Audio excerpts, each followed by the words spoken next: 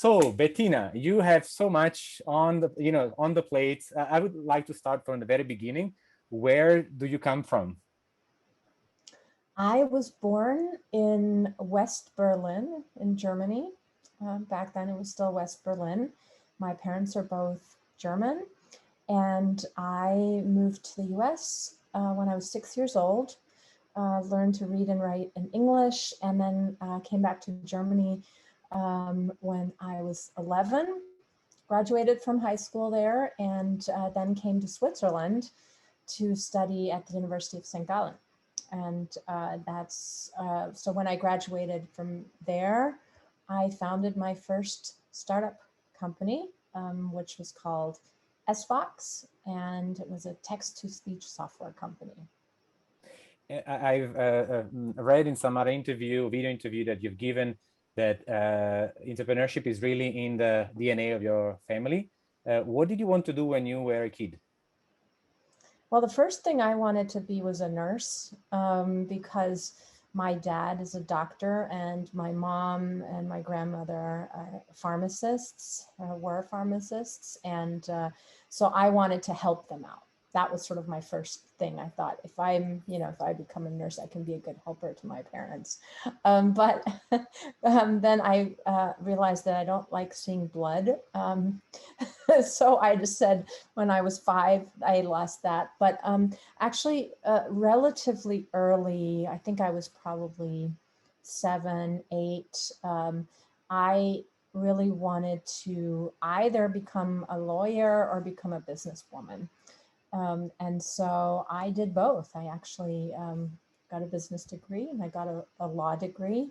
So I was just, very goal oriented and decided early on what I wanted to do. And also, so my the family background is actually that all of my 4 grandparents were entrepreneurs in their own right.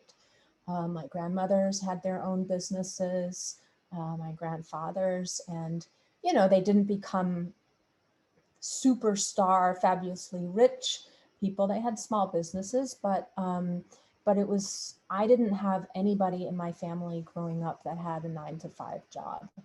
So that was, I didn't quite, I didn't know the thing where you went to an office and, you came back in the evening and in between you didn't really think about work that much, which I'm not sure, probably lots of people have 9-to-5 jobs think about them a lot too.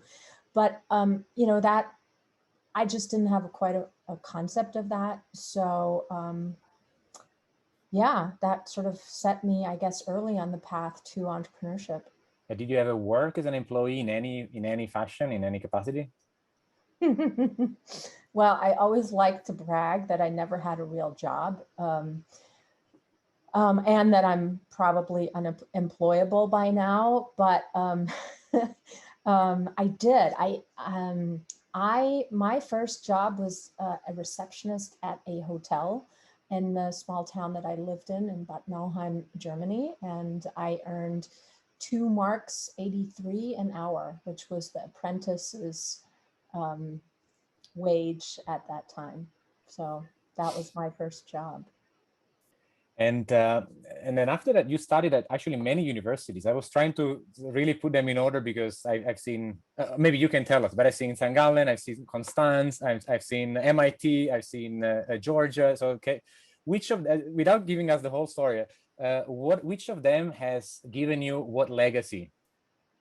Well, my husband likes to joke that I'm a degree collector. So yes, I'm on my 4th master's degree right now. Anyway, it's not that I would counsel everybody to do that, but every few years I like doing new stuff. Yeah, so I didn't have the courage as a young woman to study something in engineering or science, honestly, because it was not something that was encouraged in school. Boys were always thought to be better in math or in physics or whatever. And I barely found the courage to study business administration because the the guys, when you're young, you date a little bit older guys, 2 years older, something, they're already in college and they're like, oh, the math is so tough. So I was like, oh, okay.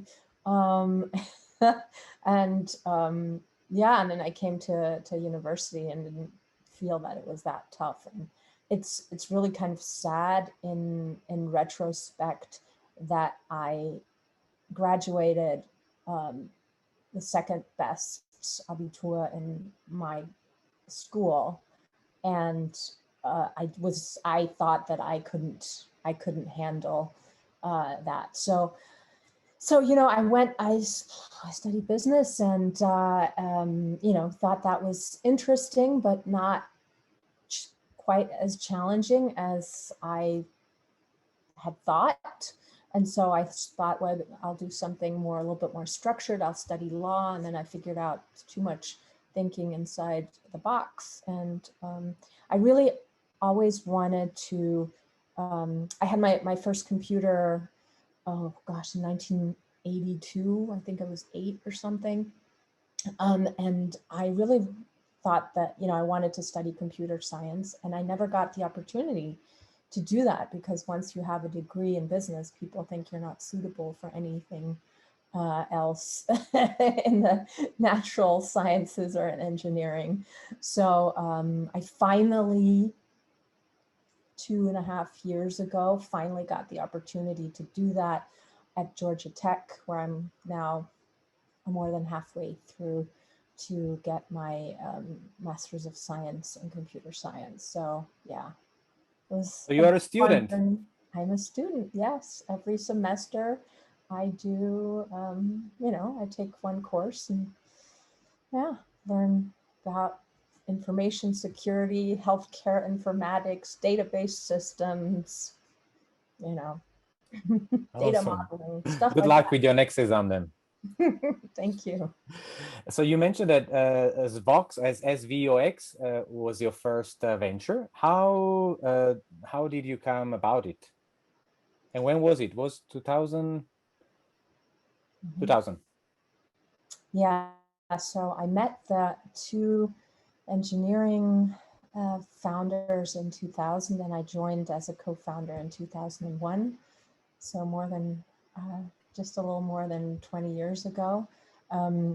I had started something at the University of St. Gallen, which is still around today, 25 years later. It's called START.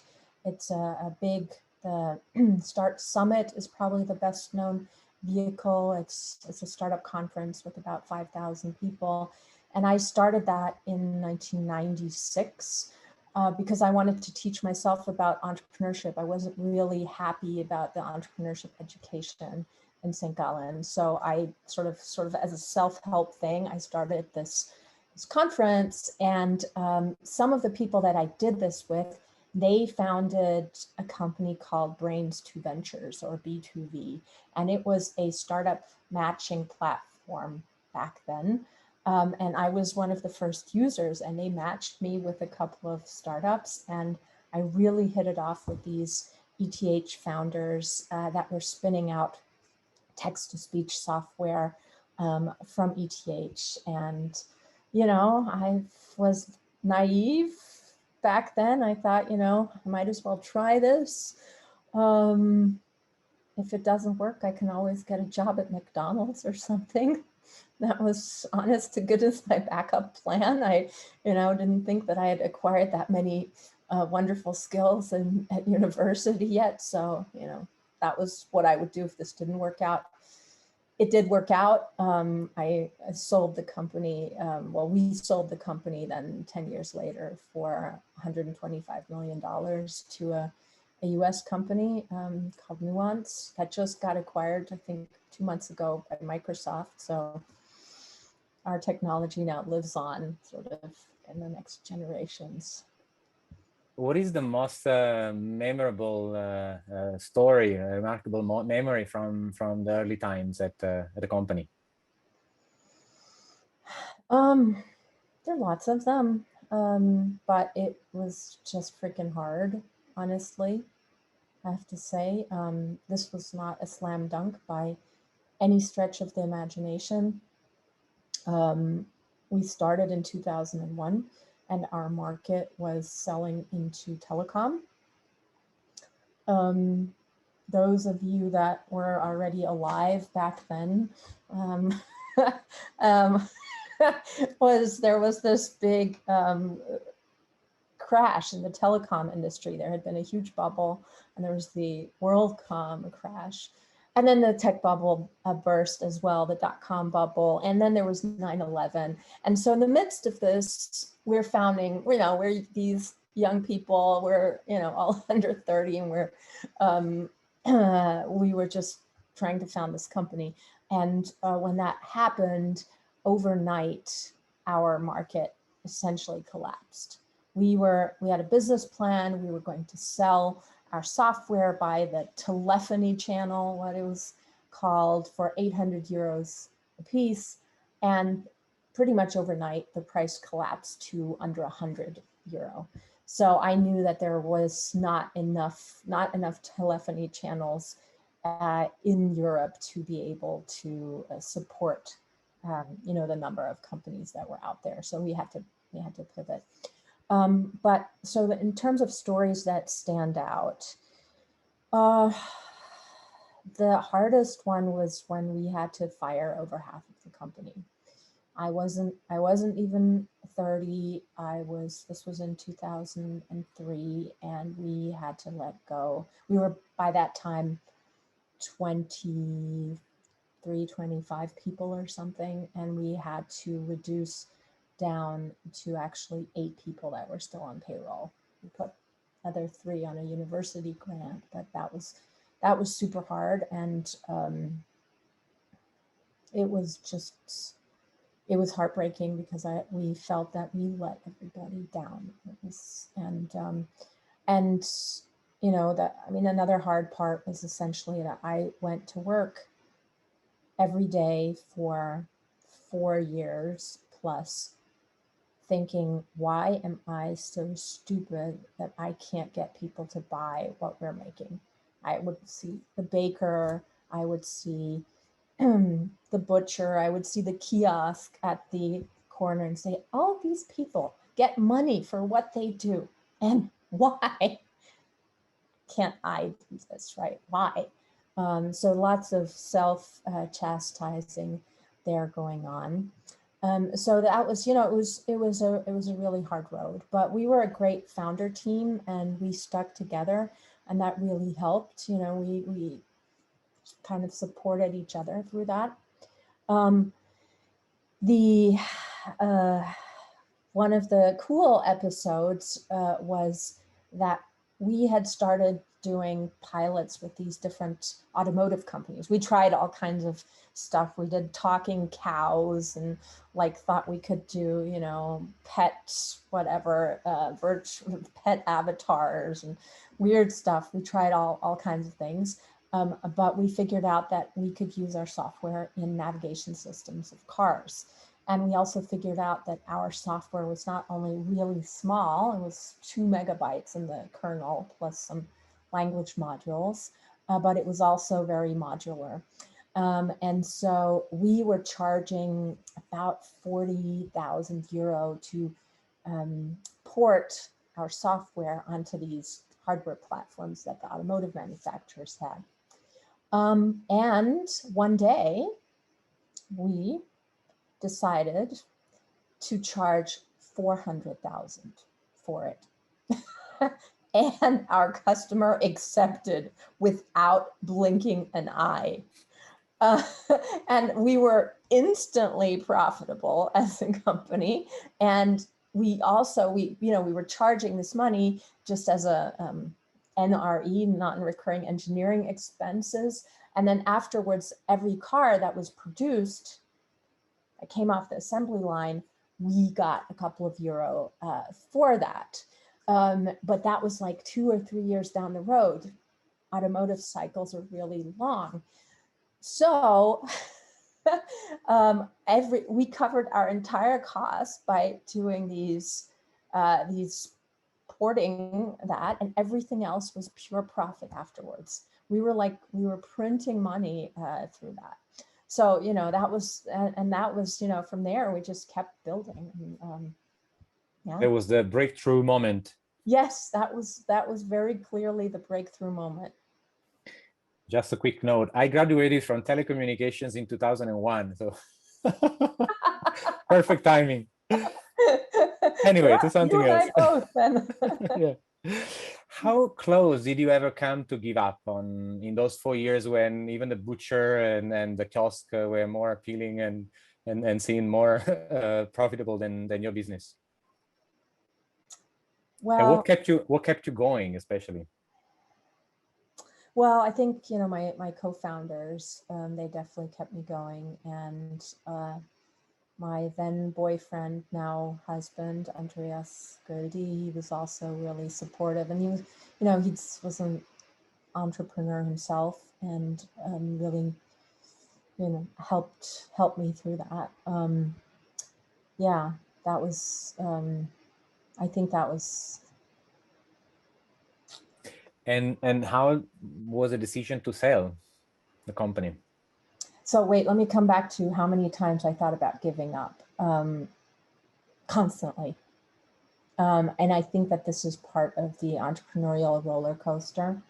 I don't think that I go through a week of my entrepreneurial life where I don't think I am going to fail at this.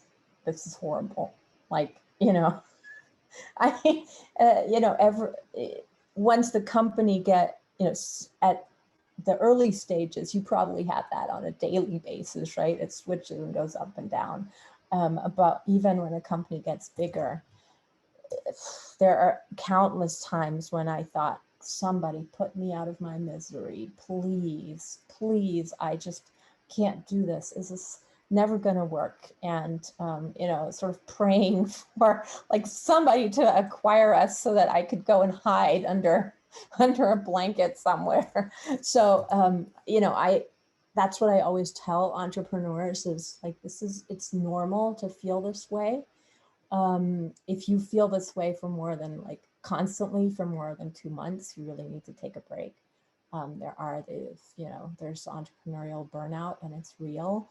And I've experienced it multiple times. So then you really need to do something different. Not quit the company. Sometimes you have to do that too, but you have to, you know, change something about what you're doing at that point. And about the decision to sell, how did you come about that? What emotions were in the process? Well, my journey has been, I don't know if it's atypical or not, but I've typically taken my companies to profitability and then went on to do something else, like scaled them to a certain point and then continued on. So after a bit more than 5 years, I left SVOX and to go to the United States, to move to Boston, to attend MIT with my husband. And and so I left it to my co-founders to run. And the decision to sell wasn't taken by us, it was taken by the investors. We signed some because we got our first venture round in 2002. We signed some pretty onerous conditions, clauses in the paperwork. And so they essentially went behind our back and made a deal. Probably could have gotten double the money for the company, but that's the game we chose to play. So that's what happens. But we got acquired by our competitor who had tried to kill us for 10 years and with all kinds of tactics that were really hardball, very hardball.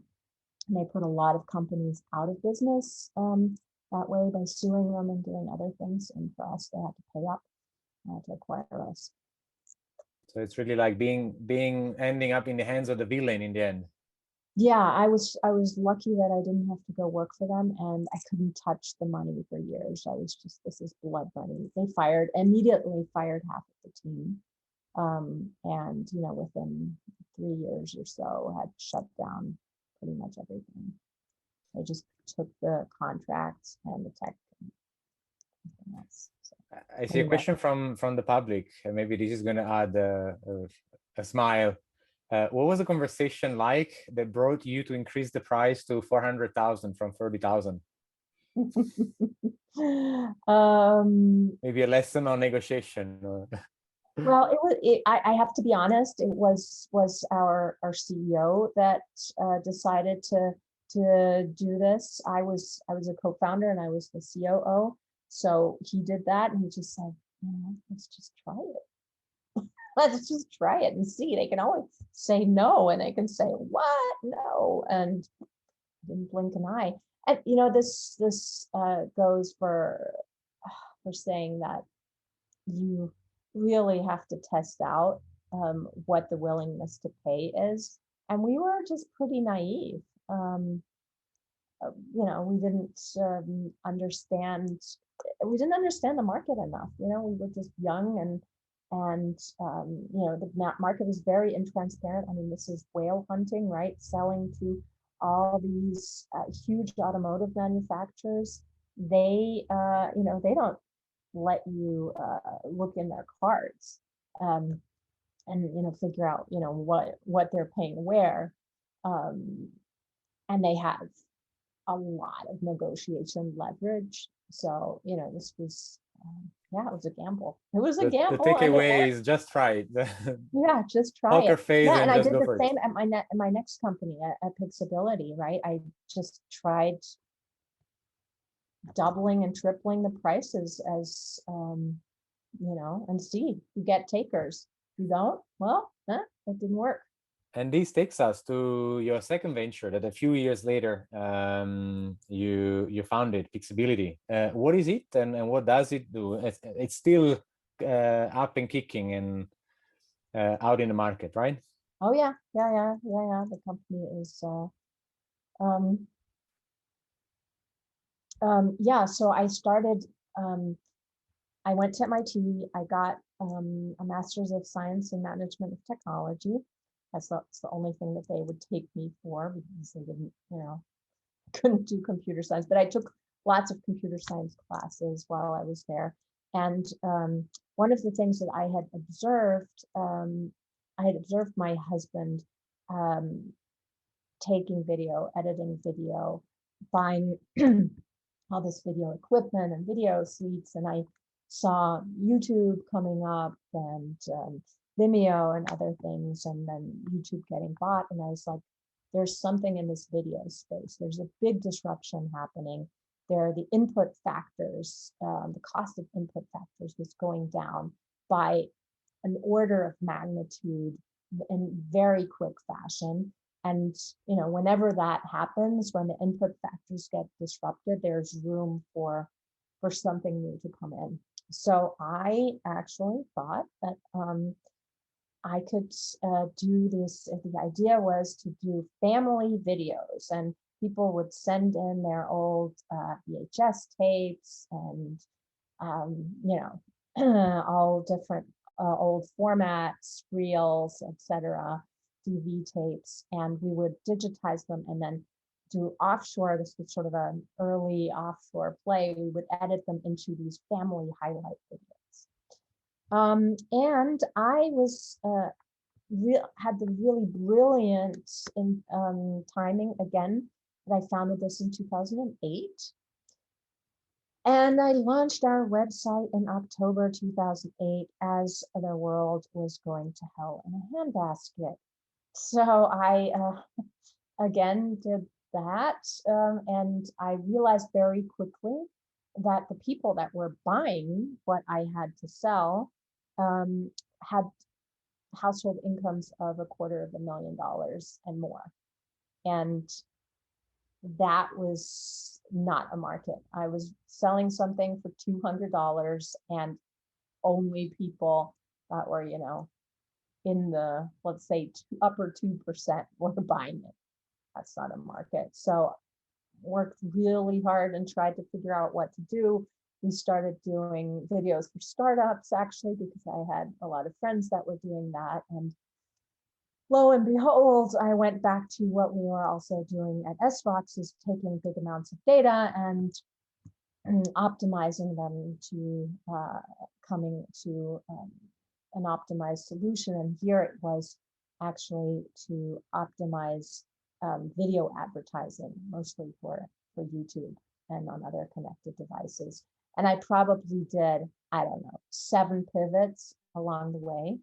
So I did that for 10 years. And then my husband wanted to go home to Switzerland, and I handed over my CEO duties to a professional CEO who's running the company, and it's profitable. It's growing nicely. As we all know, streaming video is just continues to grow.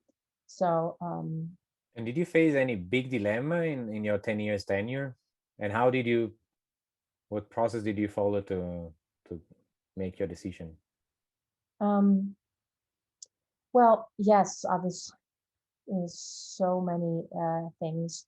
One of the big things that I had to do is, if you think back 10 years, there were a lot of these platforms out there for video. There's Daily Motion and 5min, Vimeo still exists today, YouTube, and we were building software that was agnostic for all of these platforms. And I realized that after a while that they were all losing the war to YouTube. YouTube was becoming really the only free platform out there. And that was a tough call, because my team, I had to tell them, look, this is what we're doing. Yeah, no, we blah, blah, blah. And it's like, no, here, this is why, and I, sometimes they're just judgment calls that the CEO has to make, and where there's lots of loss aversion, right? As humans, we have loss aversion. And here I just had to break through that. And this was one of the moments. And, luckily I turned out to be right, could have been completely wrong, but that's when you pivot and you go back to doing something else. I scaled Pixability to about 100 people. And what was hard for me, well, there are lots of hard things, as always. One of them was that I had 2 children in the process and fundraised pregnant twice. So that was fun. But one of the things that I learned was that once the thresholds when a company threatens to fall apart, and there are these thresholds, right? There's 15 people, there's 50 people, and there's 150 people, and then 500 people, and then beyond. And so when you go through these S curves where these things happen, and in those times, you really have to build out your processes, build out your management team. And what happens, especially when you raised a lot of money, at Pixability, we raised 28 million in venture capital.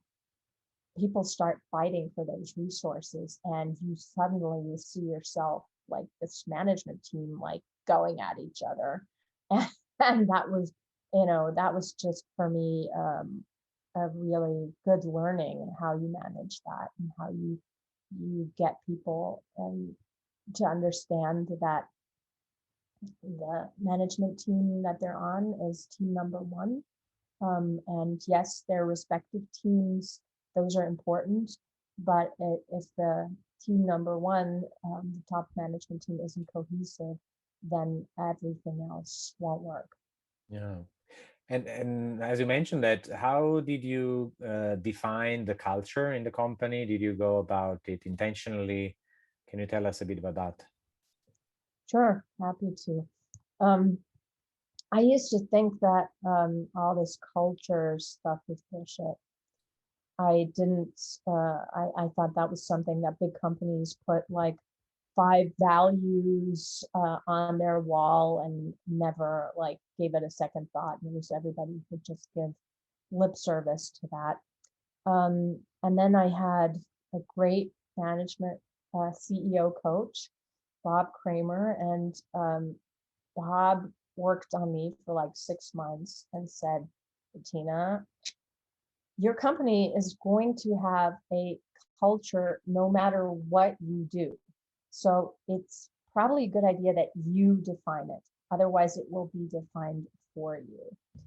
So I went from Saul to Paul here. I did that. I created a culture code. I involved people. I think we were like, I don't know, between 15 and 20 people when I did this, and we all brought ideas together. And I actually took relatively junior employees into this process, not because I thought that that would be, that's so egalitarian, but because I thought my management team, they have to go do their work. I don't want to distract them with this BS. Turns out that that was really a great way to do this because it really brought out the essence of the company. I sort of threw some of my thoughts at the wall, and they worked with that and said, here, we're missing this, or I changed that. And we created this whole culture code. And I must say, it was magic.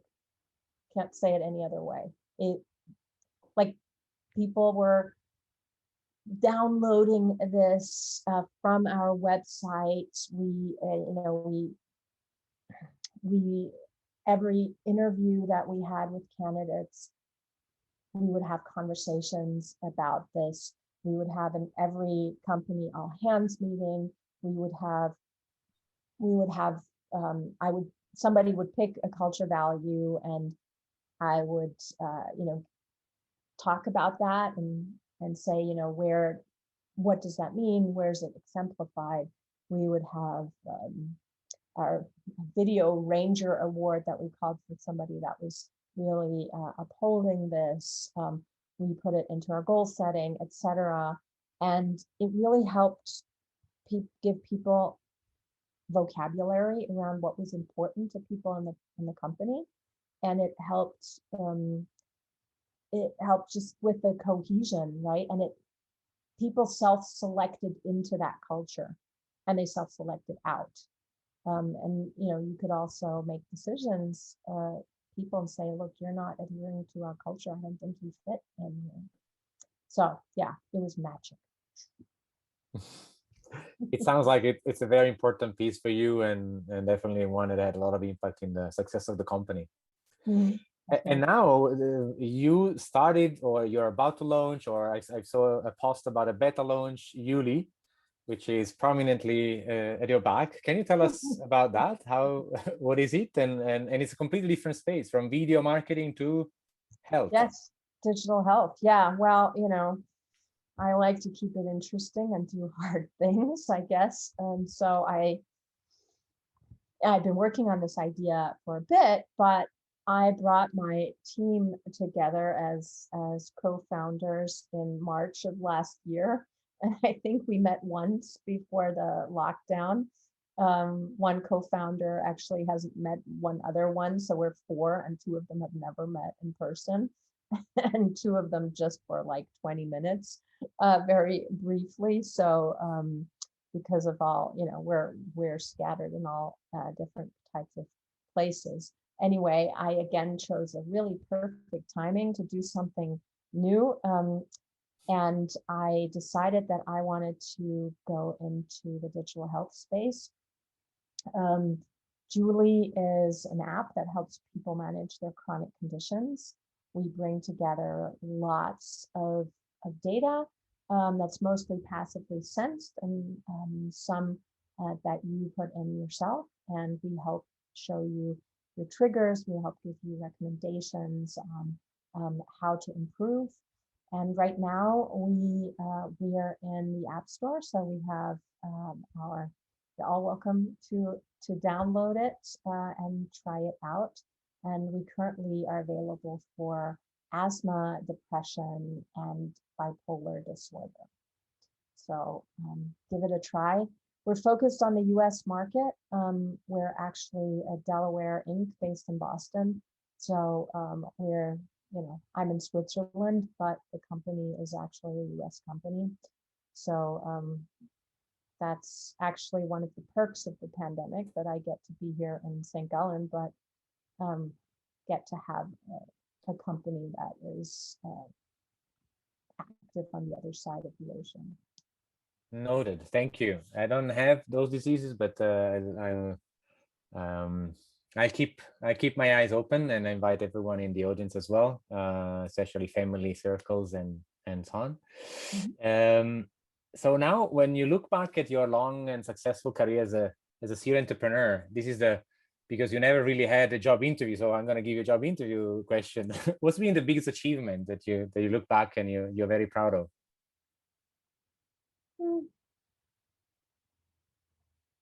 Obviously, building a company successfully and bringing that to profitability into an exit, that's a very proud achievement.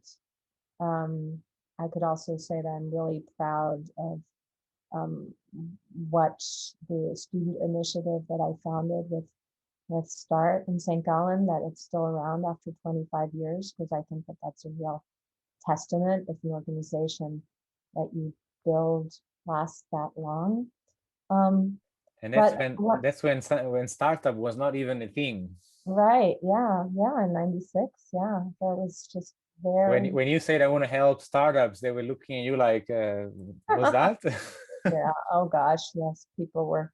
When I started at a startup, when I started at SVOX, a lot of my friends from university looked at me with pity, because they were like, they had a cushy job at some consulting company or in banking or insurance and earning all this money, and I was like doing this piddly paddly startup, and they're like, oh my god,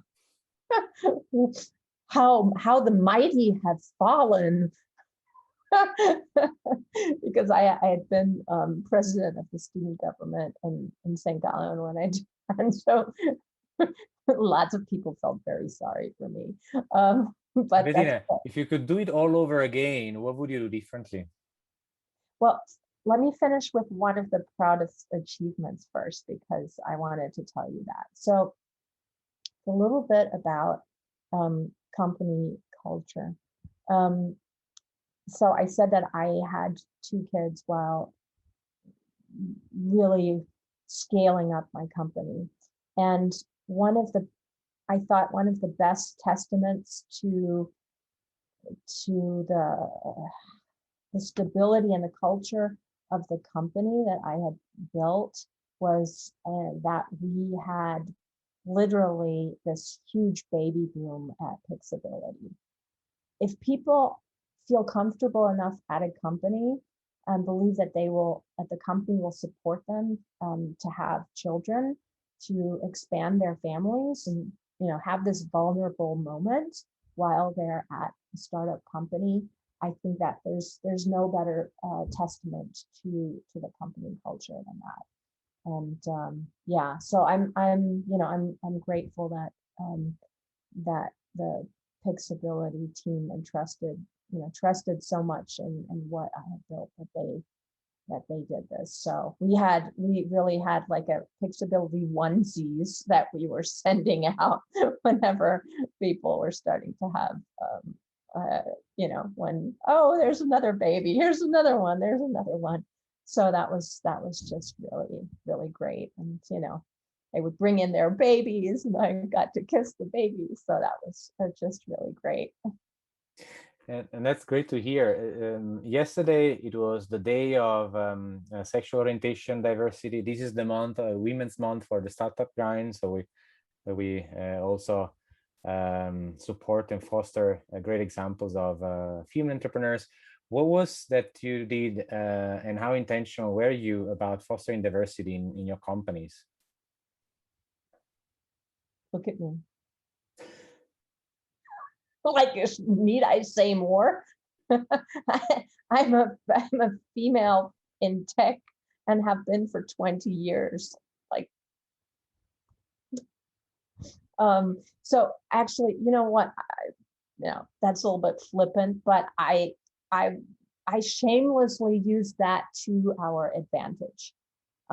You stick out like a sore thumb if you are a woman running a software company. I mean, these days, luckily, that's gotten a little bit better. But when I did my first company in Switzerland, I did not know a single other female tech entrepreneur, not a single one. And I moved to the US, and one of the reasons was that I didn't know if I could really, succeed as a female entrepreneur. And, I wasn't the CEO at that time. I was the COO because it seemed so, there was nobody to model, there were no role models for me. And then I came to Boston, and it was like Disneyland. There's still, small numbers, but I suddenly met all of these women. But still, I've used it to my advantage for my whole career, because you might as well embrace, right, your disadvantage and turn it into an advantage. And people notice you, and people that see this, right? See, we had a lot of, cultural, sexual orientation, gender diversity at Pixability, because we were not a programmer shop. That was really important. We had older programmers, 50 plus year olds that all felt comfortable working with us, because we weren't like the, run of the mill 20 something bros, that hung out and played foosball and drank beer at, every opportunity. So there's really diverse talent out there, and they don't always feel comfortable working in, let's say, the classic tech environment. And we got some really great people that worked for us, and that was sort of part of the culture. And we defined it, as we said, you should be able to bring your whole self to work, who you are, right? Because we don't want you to leave your identity at the door. We want what makes you you. We want you to bring that to the table and infuse what we're doing with what you know. So, yeah. How do you feel about the same sort of like comparing the business culture, and especially in the startup space, between the US and Switzerland? You have experience from all of them. I think the worldwide startup cultures are merging more and more, especially in this past year. So that it's getting less. The one thing that I do think that Switzerland comparatively is still missing is a deep bench of people that have scaled companies before. So if I go out looking for a VP of marketing in the advertising space, I'm in Boston and New York. I have 100, 200, 300 people to choose from. In Switzerland, that might be one or two handfuls at the most. So that's a function of time, right? I mean, that's nothing that you can produce overnight. And so I think that is improving, but it makes it hard. There's just this flywheel that if you have these experienced people that know what they're doing, and they can bring their teams in, and you can just hit the ground running, that just creates this virtuous cycle. If you don't have those people, you have to bring them in from somewhere. They might or might not have a cultural fit. They don't have their teams that they can bring in, and it just takes longer to figure it out.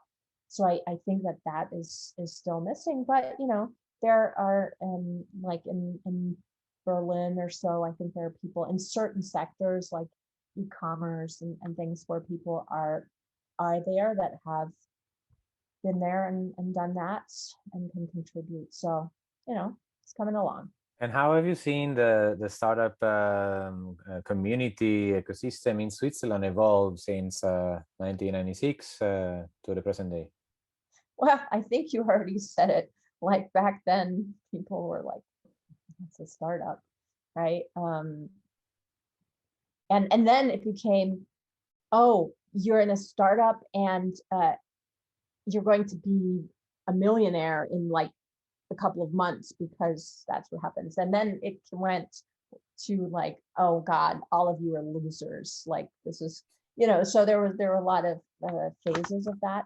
But yeah, I missed out on 12 years, right? I was in Boston for 12 years. But when I came back, I realized, a lot of organizations had come up, and Switzerland is a rich country. So there are resources here. And sometimes it feels a little bit crazy because each canton has their own resources, and sometimes they're competing for that, and it gets a little muddled. But yeah, I think there's a lot that has happened.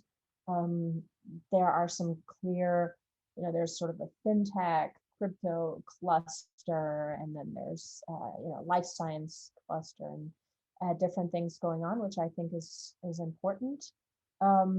What advice would you give to someone who's starting his first business in Switzerland today? Get involved, like talk to as many people as possible, tell them your idea, pitch, right? And pitch again. Try to figure out what are where are the weak points in what you're trying to sell, right? Which things are people hooking into, and become part of the ecosystem. I don't think that it's as you learn, pass on your learnings to others, because the more you give, the more you get back. And I've been doing that for a long time. I have my weekly office hour where anybody can come and get half an hour of my time. And in St. Gallen. Yeah, it's virtual right now, but yes, it used to be completely in person. But yeah, people, anybody that wants to can sign up and get my unvarnished advice. Not to pitch me for investment, because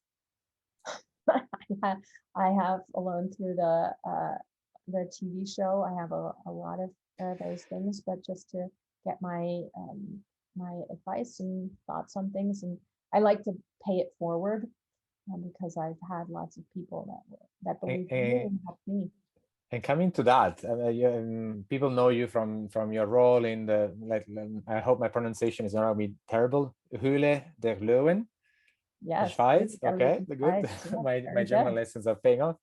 How did it start? And if you can give us maybe just a little glimpse of a fun story. What's the boldest pitch that you've heard, and how it ended up?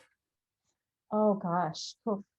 Well, we just finished shooting our 3rd season, so I can't talk about those. They are under wraps.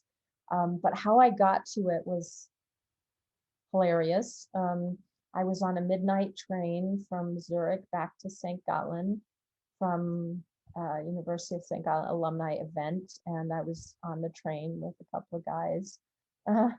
They're from my university, couple alumni, and then somebody else that was a friend of one of the people there got on the train, sat down next to me and said, "I'm trying to help these people bring this put together this show. Have you heard of Shark Tank?" I'm like, "Yes."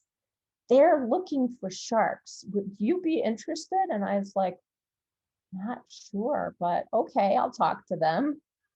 And 3 weeks later, I had a reality show gig. So that was how that happens. I mean, the thing behind it is entrepreneurs always like to say yes. And when in doubt, say yes. You can always back out again or say, oh no, this isn't for me. But that's sort of my default thing. And I must say, I hated Shark Tank. I could not watch the show in the US. I would scream at the TV. It was way close to home, too close to home.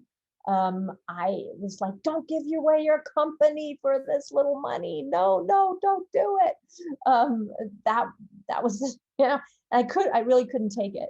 Like people do normally in a thriller movie. Don't open the door. No, there's an evil guy. Don't do it. This is too little money. But I've learned now how the whole thing works, and how it's for, some of it is obviously for show, and I like getting a good deal. So it's funny how it is when you switch the sides of the table. Anyway, so what were the most interesting things? Craziest venture. So one of the crazy things is that we have a lot of people that have innovations around toilets. It's like every year we have something where somebody is just, I don't know why. Maybe the producers choose these because we have no influence on what they're doing, because it's funny, but people seem to be thinking a lot about the optimization of certain toilet features. So yet again, we had somebody this year, I won't give away anymore. Well, for sure, it's a situation where people have a lot of time to think about it. So. Probably that, yeah. It's sort of, that's quite hilarious. But oftentimes, I don't know if it's funny or tragic or just stupid. A lot of entrepreneurs have a feeling if they've invested like 2 years or something into thinking about this and doing some work in their garage, that suddenly their startup is worth millions of dollars already. And and we're often like, how do you come up with this valuation? Well, in 5 years, we're going to do this much revenue, and then we're going to have, then that's what the company's going to be worth. And we're like, but we're not 5 years later. And what's your company worth today? Not what it's going to be worth in 5 years. Well, we did a discounted cash flow analysis. I'm like, okay, every time. So if you ever come to the show and you utter the words discounted cash flow analysis, DCF, I am going to slap you. Not literally, but that is not the way to answer a question about your valuation. So yeah, that's just, Thank you. Do not say that word. Good one, and good tip for anyone planning to attend or applying to the show. We are really now almost done. Actually, we hit the official time, but there's perhaps a couple of more questions. One from the audience, someone asking, as a serial founder, how do you validate ideas? And I think this could take anything between 30 seconds and 12 hours to answer. Yeah, and yeah.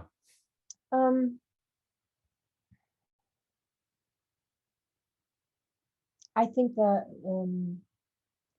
most important thing to look for when you are looking for a new idea or validating an idea is to look at the market size. And not because, I'm a megalomaniac and it has to be yada, yada, yada, this big. If you come to me and say, my total addressable market is 30 million euros, Swiss francs, dollars, whatever, that is not a market. It's just not. And the reason is not that it wouldn't be, it's nice to have a $30 million company. That's great, but that would be 100% of your total addressable market.